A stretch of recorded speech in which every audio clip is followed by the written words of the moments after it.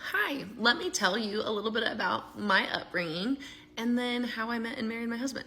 I am a pastor's kid, and so we had some pretty strict rules on us.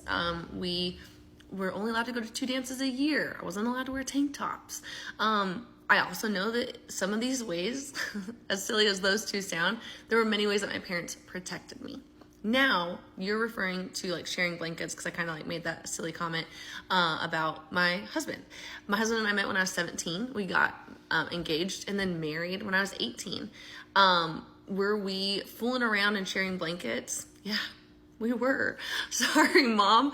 But here's the deal. I know what we were doing at that age. Therefore, I want to protect my children from that. So this comment is just you're assuming a little bit. And I just wanted to tell you the full story. My husband and I got married when I was 18 and a half. I just 6 months after I graduated high school. We've been married for almost 20 years, and we are raising 3 amazing teenagers.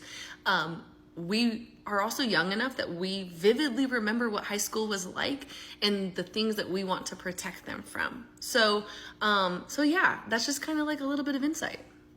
So I just wanted to clear that up a little bit. You're assuming a little bit there, and I don't need to tell you anything about my sex life or anything like that.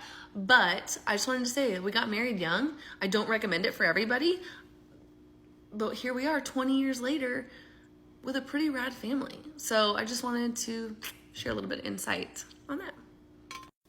Here's the last thing I'll say, because I keep going back and forth on whether to say this or not. So I'm just going to say it. You're assuming that I had sex before marriage, and I didn't.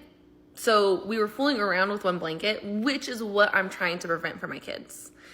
There's other comments saying if they want to have sex, they're going to have sex. Okay, but what about in my home? How can I protect my kids within my home?